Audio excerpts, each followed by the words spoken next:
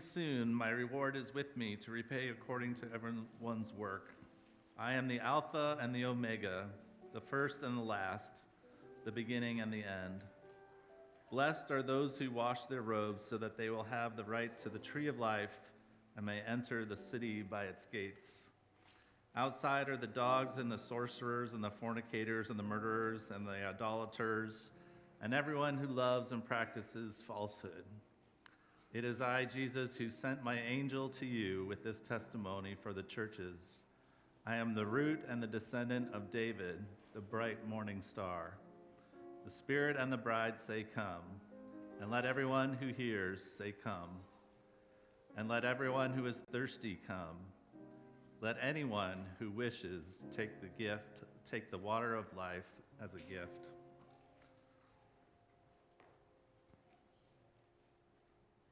In this series of carols, we are technically on a journey with one another, taking stock of kind of the history that has shaped us, where God is present in that, looking at who we are presently and the world that we live in, the state of the world that we live in, as well as taking those kind of unknown steps forward into a brand new way of being in the world. And this journey is one that we take together as a community. It's one that we take individually, sometimes in our prayers and in our individual steps out into the world. But all of that is done together with God.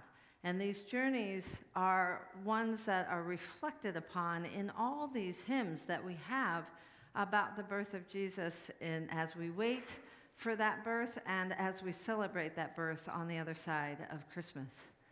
So as we step into this journey with one another, Eric took us last week on a history trip, kind of into our background to figure out kind of what is our legacy, what is the tradition that we're stepping into. We talked about the celebration of Hanukkah. It was about the Maccabean revolt and what it was all about and how it came to be. And that whole story about how the struggle of the Jews continually happens back then and even now. We have the Jews who were promised a bright future and a chosen future together with God, and yet their identity is constantly oppressed. They are limited in their spiritual practices over and over again. Their territories are occupied, their treasures are destroyed, like the temple in Jerusalem in 586 that caused the exile of all the Jewish people throughout. That was by the Babylonians, but it didn't stop there, right? It was the Persians, it was Alexander the Great, it was the Romans finally came in and occupied again. And over and over and over again, there were struggles to live out the identity that God had promised them through the covenant with Abraham. And that story is something that the Maccabean revolt steps into, that story of struggle, that story that it never could have happened if God was not participating in their history, as well as their lives ahead of them. What happened was they lit a candle that was only supposed to last one day because the oil that they had was only 1 day's worth of oil. But of course, what happened was it not only lit through the 7 days that they needed it, but an extra day just to be sure. And the Maccabean revolt was a success. That is the struggle of the Jewish history with God's participation in it, recognizing that whole miraculous side of God in their struggles, and knowing that God is with them, supporting them, and keeping their identity and their reconciliation together with one another. And that is that refueling of the Messiah and the promise of God to be with them as their life unfolds abundantly. Now, our struggles today with our Jewish brothers and sisters that we know are still continuing. We have tons of kind of evidence that shows that anti-Semitism is actually on the rise these days. The Anti-Defamation League has shown us all the different activities and hate crimes that are happening towards the Jews. The struggle that the Jews were in the Maccabean times are still happening now. But God's promise and God's covenant is still with them. They're still waiting for and seeking a Messiah. And this is happening in Hanukkah exactly the same time this year as we as Christians step into our Advent waiting too for that Messiah that will help reconcile us to the covenant with God and help us to have solid ground in which to step into a brand new reality. O come, Emmanuel is one of those hymns that talks about the state that we're in, the darkness, the dark places, the places where we feel most afraid, where we feel less confident about our abilities to step out and be who God is calling us to be, to participate with God in that covenant. So the song actually is an invitation for God to come and be with us, strengthen us as we step out into that unknown, through the struggle of the darkness into new life. And the Morning Star is our song this week that we're concentrating on. And this question is asking, where are we looking for God? Where are the places where God is happening all over the world? Literally, all the activity of God surrounds us all the time and in every place. But are we seeing it? Are we participating in it? Are we intentionally seeking it? Where might we find it? And O Morning Star gives us that idea about where to start looking for God. There are 3 stanzas in this song, and all 3 of them give us a different image to think about how God relates to the creation in a very intentional, participatory way. And the images are clues for us to start looking for where God's activity lies. This is the first stanza of the song. O morning star, how fair and bright, you shine with God's own truth and light, aglow with grace and mercy. Come shine on us, O heaven's sun. Our only Savior, you have won our hearts to serve you only. Lowly, holy, great and glorious, all victorious, rich in blessing, rule and might o'er all possessing. This is that sense that God is helping us, is together with us, accompanying us, guiding us on our ways through all the things that we face on a day-to-day basis. And we count on God's steadfast love to help guide us through our day-to-day. We have the morning star itself, which is that star that shines so brightly at night that even as dawn breaks, it's still visible in the morning sky. And in fact, it's so reliable in the morning sky that the ships and the sailors counted on it to be the first thing that they saw in the morning that would help right their position on the ocean, because boats tend to shift at night when they're not paying direct attention to it. So when they wake up in the morning, if they see the star, they can track where they are and put themselves in the right position yet again to start another day. That is a guiding star. That is a reliable star, predictable star. That's what makes it so reliable. But what is also true about this morning star in our hymn is that it's associated with Jesus' birth and Jesus being the morning star. Now, what's predictable about stars is that they move all the time. But is it really the stars that are moving, or is it the earth that's revolving, right? Either way, the stars are constantly in motion. What's expected is that stars will be out. What's unexpected is that this particular star actually paused for a bit over Bethlehem, making a sign visible to all who had eyes to see that God was doing something altogether new here, altogether different, providing a pathway into a new place altogether. So using what is predictable and reliable in order to be a pathway into something altogether new. That's what Morning Star asks us to be looking for in our world, in our relationships with one another and with God. Jesus is the morning star, according to the Revelation scripture we heard today. It is I, Jesus, who sent my angel to you with this testimony for the churches, that I am the root and the descendant of David, the bright morning star. It is Jesus that carries that spirit of guidance and steadfastness and reliability that actually shows us how God works in the world. And it is Jesus' birth and the incarnation of God into our stories where God pauses and does something altogether new.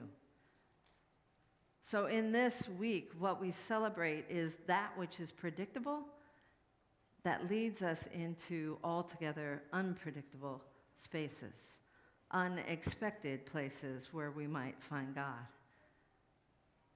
And the second stanza of this verse talks about the image of a living tree, the branches of a living tree. And it's the connection between creation and the Creator.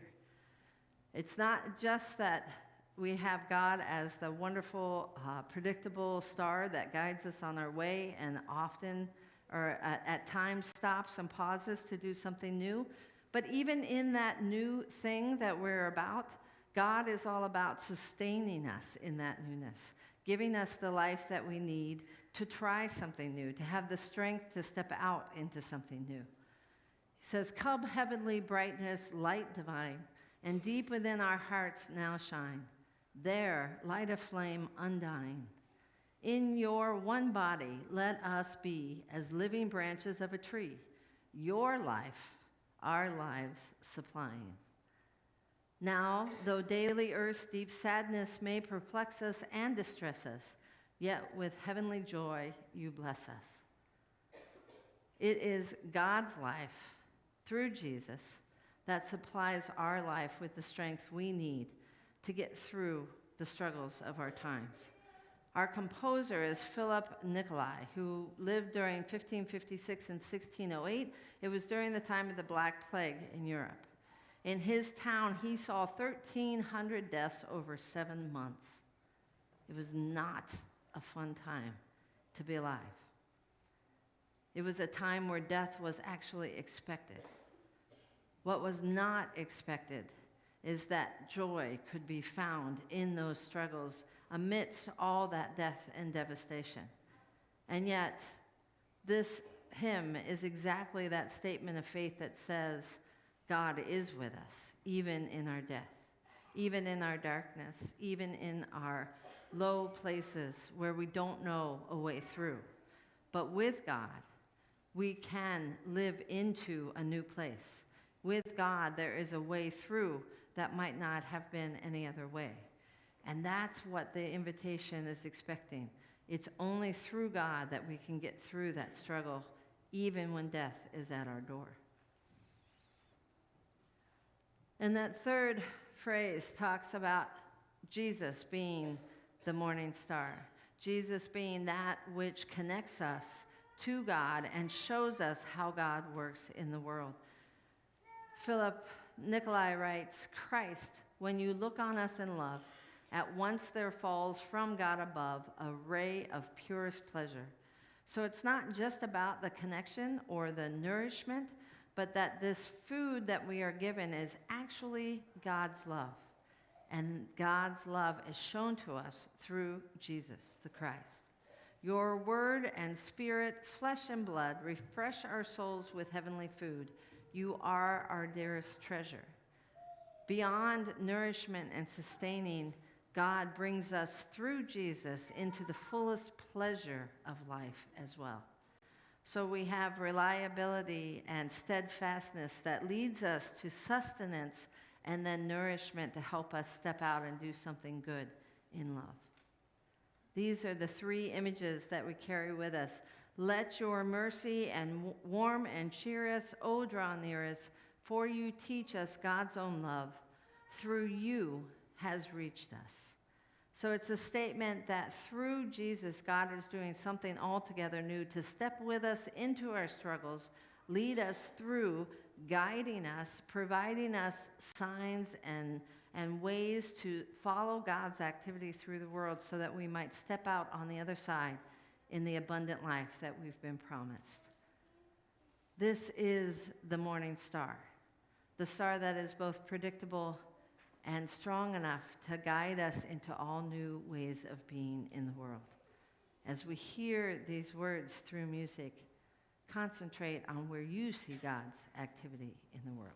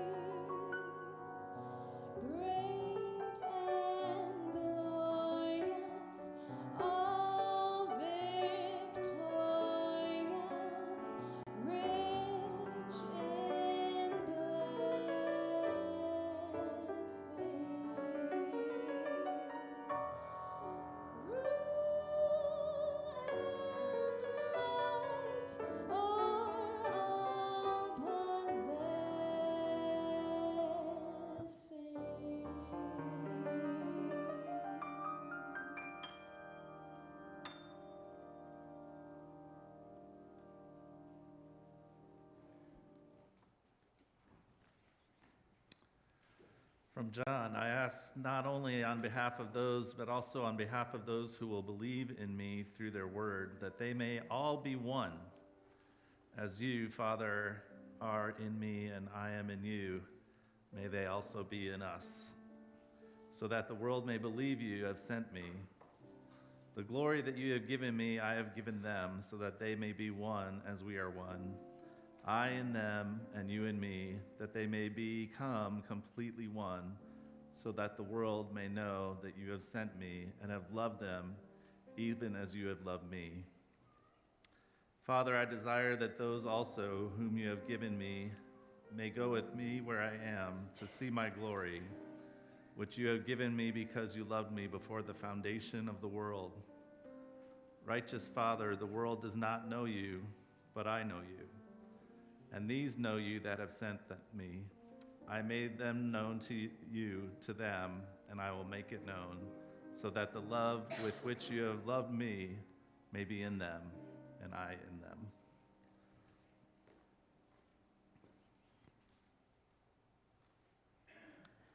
O come, Emmanuel asks, where is God?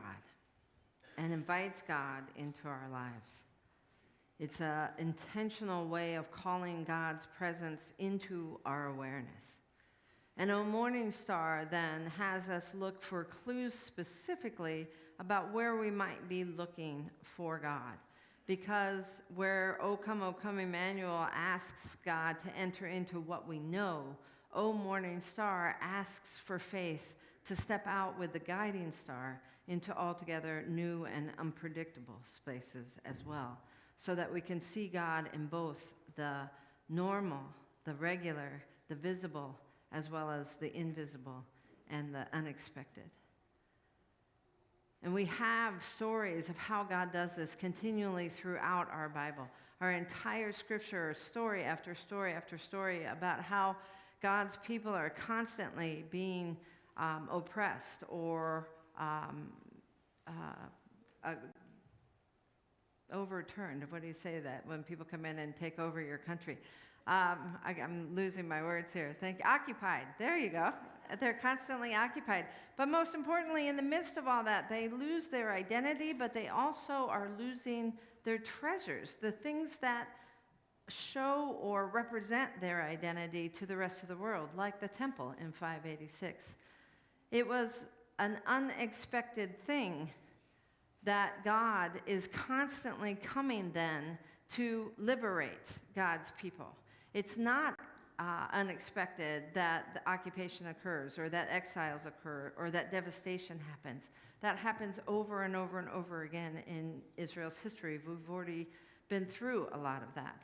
What's unexpected is that God, in it with us, has offered a covenant to us to always be with us, to be present with us. And that covenant itself, given to Abraham in the early stages in order to create and produce a strong nation of people who are willing and able to carry God's message of love to the world, is in itself unexpected.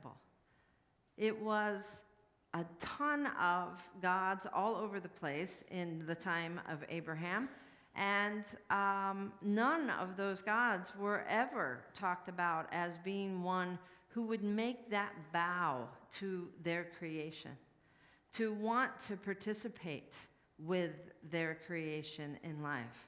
So for God to reach out to Abraham, initiating this covenant that connects us to God in an unbinding way, is itself unexpected. It is something that only this God of Abraham did in this line of history. And it is what raises the God of Israel, Yahweh, up highest among all gods. This participation with us, this entering into our stories as we are invited to enter into God's. This covenant that is made with Abraham to be our God as we are God's people. That is God doing something altogether new. And the people that God chooses to share that story with the rest of the world, completely unaccepted. right, in society, complete misfits in the world. Why would God choose such unexpected people to carry God's message to the world? We had Sarah and Abraham, who in their old age had no children, and yet it was through them that was promised a great nation. How was that going to happen without God? God's presence is very much a part of that miraculous presence in the world. The thing that helps candles stay lit for 8 days is that same thing that helps build nations out of a couple with no children. This is God's activity in our world, our presence. And we have all kinds of stories beyond that. Ishmael and Isaac, out of fear, ended up having families that go all different directions and confusing that message. Jacob and Esau, another one that fight and deceive from the very beginning in the womb and still come out fighting and deceiving, and yet they're the ones that carry that story further and further of God's love in the world. And the kings that God chooses in order to bring this reconciled nation of Israel together in a unity and an identity that speaks to God's love, they're not chosen for their military might. They're not chosen for the fear that they place in people's hearts so that they can win the day. They're chosen for their love, their wisdom, their meekness, their beauty. David played the lyre. Solomon helped break up fights in order to bring people together and reconcile them. That was not what a king was doing at the time. This is another time where the guiding star rests over a period of history in order to do something completely unexpected. And then from the line of David's beauty comes the most unexpected king from the most unexpected parentage, right? Completely unnamed people from the lineage, perhaps, if you stretch it. But no inheritance, no name to step into, no full sustaining power or grace in this. It's a baby, most vulnerable, in a manger in a rural area where no one would ever expect to look for a king. And yet that's where the star pauses and stops, so that those who have eyes to see can see the clue of God doing something altogether new and different. Jesus is the guiding star, the morning star, that we can all see even when the light comes out in the morning, so that we can guide our day by it. And at night, be able to count on its reliability to show us the way. And as it moves, we can trust in it to move with it, because we know that it's showing us the places where God is active in the world. This is who Jesus is. This is the morning star who shows us who God is and how God works in the world, where we can find God and how we can participate together with God. Jesus says in the Gospel of John, I made your name known to them, and I will make it known so that the love with which you have loved me may be in them, and I in them. The relationship that Jesus and God have is a gift that we've been given through Jesus. That same covenant, that same relationship that binds us together, that God initiated and therefore nothing can destroy. From that solid ground of steadfast love, we are able to follow the star as it leads us into someplace altogether new. Never doubting that God is with us, because Jesus shows us continually God's love. So as we're looking at the world through Jesus' eyes, where do we see God? In the eyes of our neighbor. In the lilies of the field that are working not at all in order to be noticed. They're just there, and in their beauty, they show us God's love. God's love shows up in places like Washington, D.C., as well as Omaha, Nebraska, where new things are happening all the time. God is happening in the world through faiths talking to one another, through neighbors reaching out to one another, supporting and sustaining each other, helping God to create that which God has promised brings us abundance. We yearn for God's activity in our lives so that we might participate with God, bringing the fullness of life into being, overcoming all darkness and all struggle. Because through eyes of Jesus, we see things in a whole new way, and darkness cannot overcome it. So with Jesus as our morning star, you are our dearest treasure. Amen.